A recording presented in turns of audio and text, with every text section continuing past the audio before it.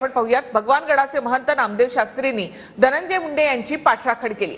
धनंजय मुंडे यांच्यावर होत असलेल्या आरोपांवर महंत नामदेव शास्त्री यांनी प्रतिक्रिया दिली। धनंजय मुंडेंच्या पाठीशी भगवानगड ठामपणे उभा आहे, तसंच धनंजय मुंडेंचा बीड प्रकरणामध्ये संबंध नाही असं नामदेव शास्त्रींनी म्हटलं। धनंजय मुंडे काल रात्रीपासून भगवानगडावर मुक्कामी आहेत। मंत्री धनंजय मुंडेंनी भगवानगडावर जात नामदेव शास्त्री यांची भेट घेतली। धनंजय मुंडेंनी कालची अख्खी रात्र भगवानगडावरच काढली। त्यानंतर सकाळी नामदेव शास्त्रींनी पत्रकार परिषद घेत धनंजय मुंडेंची पाठराखण केली आहे। धनंजय मुंडे गुन्हेगार नाहीत हे 100% सांगू शकतो असं महंत नामदेव शास्त्री यांनी म्हटलंय। या सगळ्या प्रकरणामध्ये अशी चर्चा होती की भगवानगड धनंजय मुंडेच्या पाठीशी आहे का, अशी चर्चा भक्कम पाठीमागे आहेत। केवळ पाठीमागे नाही येतो, भक्कमपणे पाठीमागे आहेत। भविष्यात वाईट परिणाम होतील, प्रत्येक पक्षाने दखल घ्यावी असं नामदेव शास्त्री पत्रकार परिषदेत म्हणाले। आमच्या क्षेत्रामध्ये एवढं सहन करणारा असता तर संत झाला असता असंही शास्त्रींनी यावेळेला म्हटलं।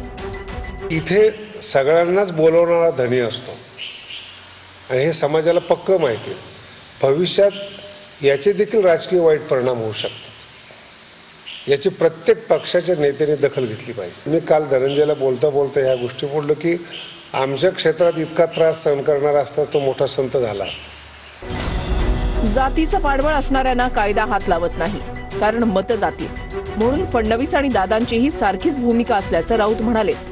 या देशामध्ये राज्यामध्ये धर्माचं आणि जातीचं राजकारण मोठ्या प्रमाणावर सुरू आहे आणि ज्याच्या मागे जातीचं पाठबळ आहे त्यांना कायदा हात लावत नाही आपला, कारण मतं जातील। डेप्युटी सीएम आहेत, मुख्यमंत्री, ते सुद्धा जातीची ताकद बघून त्या नेत्याच्या मागे त्यांनी काय केलंय किंवा नाही केलं याच्यावरती विचार करतात। धनंजय मुंडे गुन्हेगार नाहीत हे सांगणारे नामदेव शास्त्री सीआयडी नाहीत, महाराज आहेत। गुन्हेगार आहे की नाही हे न्यायदेवता ठरवते असं म्हणत बजरंग सोनवणेंनी शास्त्रींवर निशाणा साधलाय। आदरणीय भगवानगडाचे जे महंत आहेत त्यांनी कुणाच्या पाठीमागे राहावा, गडाचा पाठिंबा कुणाला द्यावा हा सर्वस्वी अधिकार त्यांचा आहे। त्यांनी 100% सांगायला ती काय तिथं हे थोडेच आहे, सीआयडी किंवा एलसीबी ते महाराज आहेत, त्यांना ती काय वाटतं त्यांच्या भावना त्यांच्या आहेत, त्याच्यावर मला बोलायचं नाहीये। पण विषय असा आहे की कोण गुन्हेगार आहे आणि कोण गुन्हेगार नाही ठरवायचा अधिकार न्यायदेवतेला आहे आणि ती पोलीस यंत्रणा हे सर्व त्याच्यावर प्रेझेंट करेल आणि न्यायदेवता ठरवेल कोण गुन्हेगार आणि कोण। धनंजय मुंडे हे खंडणीवर जगणारे नेते नाहीत असं नामदेव शास्त्री म्हणाले। तर धनंजय मुंडेंविरोधातील पुराव्यांची कागदपत्र मी महंत शास्त्रींपर्यंत पोहोचवणार असल्याचं अंजली दमानिया यांनी म्हटलंय। आणि खंडणीवर जगणारे हे नेते नाहीत ना, ज्याच्यावर मीडिया आज आक्षेप करतो। गेल्या 53 दिवस झाले तुम्ही मीडिया ट्रायल चालवलेत, त्याच्यामध्ये धनंजय मुंडे खंडणी करून जगणारा माणूस किंवा गुन्हेगार नाहीये ना, त्याला तुम्ही कायमस्वरूपी हेच ठरवताय ना तुम्ही, त्याची पार्श्वभूमी ती नाहीये ना। धनंजय मुंडे यांच्याबद्दल जे आता आक्षेप घेतले जात आहेत, जे पुरावे बाहेर निघतायत ते खरेच सत्य आहेत आणि ही बाजू तुम्हाला कदाचित माहीत नसावी, म्हणून मला ते वाटतंय की यांना सगळे जर आपण पुरावे दाखवले तर कदाचित त्यांचा विश्वास नक्कीच बसेल। पण अतिशय आदरपूर्वक त्यांना सांगायचंय की हे जे होतंय ते अगदी सत्य आहे आणि पुराव्या निश्चितच आम्ही बोलत आहोत। बीड हत्या प्रकरणातील आरोपींची मानसिकता का बिघडली हे जाणून घेतलं पाहिजे असंही वक्तव्य महंत नामदेव शास्त्रींनी केलंय। तर महंत नामदेव शास्त्रींचं वक्तव्य दुर्दैवी असल्याचं म्हणत जरांगेंनी टीका केली आहे। मला अजूनही मीडियाला एक विचारावंसं वाटतं की ज्या लोकांनी हे प्रकरण केलं, निगरून हत्या केली, त्यांची मानसिकता का बिघडली ही मीडियाने का नाही दाखवलं? कारण की अगोदर त्यांना जी मारहाण झालेली आहे ते पण दखल घेण्याजोगी आहे। जर असं असत तर ही दुर्दैवी गोष्ट आहे, ही भयंकर मोठा विषय, मग खूप मोठा विषय मग घेऊ आणि असे शब्द उद्गार जर बाबाजींकडून गेले असतील तर ही राज्याची खूप मोठी हानी आहे। म्हणजे खून केलेल्याचा आनंदही की काय असा त्याचा अर्थ होतो आणि गुन्हेगारांना सोडून द्या असाही त्याचा अर्थ होतो। एक चापट मारण्याची मानसिकता खून करणं आहे, तर मग आता आमच्या माणसाचा खून झालाय, आमची मानसिकता काय असेल याचंही उत्तर अपेक्षित आहे असं म्हणत धनंजय देशमुखांनी महंत नामदेव शास्त्रींच्या वक्तव्याचा निषेध केलाय। सुरुवातीला जे अवधा कंपनी तिथं वाद झाला होता तेही मारहाण झाल्याचं चुकीचं असलं त्याचं समर्थन केलेलं आहे त्या संदर्भात जरी असं बोललं गेलं की त्यांची मानसिकता नाही राहिली, मग समजा एक चापट मारलेली मानसिकता खून करणं आहे, तर आज खून झालेला आहे, त्याची मानसिकता काय असेल त्याचं पण उत्तर अपेक्षित आहे माझ्यासाठी. नामदेव शास्त्रींनी धनंजय मुंडेंवरचे आरोप खोडून काढण्याचा प्रयत्न केला. एवढंच नाही तर या प्रकरणामुळे आमच्या संप्रदायाचं नुकसान झालं असंही ते म्हणाले. त्याची गुन्हेगारी पार्श्वभूमी नसताना त्याला गुन्हेगार का ठरवतात असं मला जाणवतं.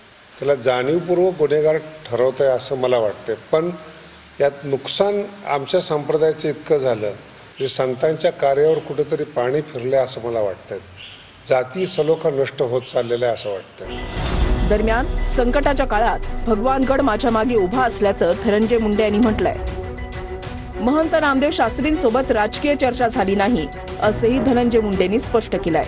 बाबांचा न्यायाचार्यांचा एवढा मोठा विश्वास माझ्या पाठीमागं गडाचा उभा करणं म्हणजे ती एक फार मोठी जबाबदारी आहे. आणि आज तो गड बाबांनी या ठिकाणी अशा संकटाच्या काळात, संघर्षाच्या काळात माझ्या पाठीमागं उभा आहे. याच्या बाबतीत त्यांनी वाच्यता केली, हे माझ्यासाठी फार मोठी शक्ती आहे. ना बाबा कधी राजकीय चर्चा करतात, ना मी बाबांच्या सोबत कधी राजकीय चर्चा केलेली आहे. जी काही चर्चा होती ही अध्यात्मावर होती. जी काही चर्चा होती, बाबा ज्ञानेश्वरीतल्या अनेक त्यांचे सगळे अनुभव सांगतात की ते ऐकल्यानंतर आपल्या स्वतःलाच त्यातून काहीतरी मिळतं. नामदेव शास्त्री महाराजांनी कोणाची पाठराखण करावी हे सांगण्या इतका काय मी मोठा नाही,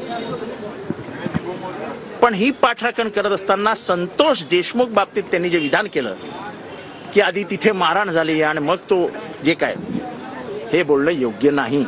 खून कोणी केला मी 100% सांगतो, खून धनंजय मुंडेंनी केलेला नाही. पण ते निर्दोष आहेत का? नाही. ह्या गँगला पोषण्याचं, मोठं करण्याचं काम, राजकीय राजाश्रय देण्याचं काम त्यांनी कळत ना कळत केलंय ना. या सरकारमध्ये 65% मंत्रीचे गुन्हेगार आहेत. कोणावर हत्याचे आरोप आहेत, कोणावर रेपचे आरोप आहेत, कोणावर भ्रष्टाचाराचे आरोप आहेत. 65% मंत्री आहेत, त्यांच्याच ॲफिडेव्हिटमध्ये आहे. आम्ही आरोप करत नाही, वस्तुस्थिती ती आहे. त्यामुळे एक धनंजय मुंडे नाही, या सरकारमध्ये 65% मंत्री हे असतील तर त्यांना राजीनामे द्यावा लागेल.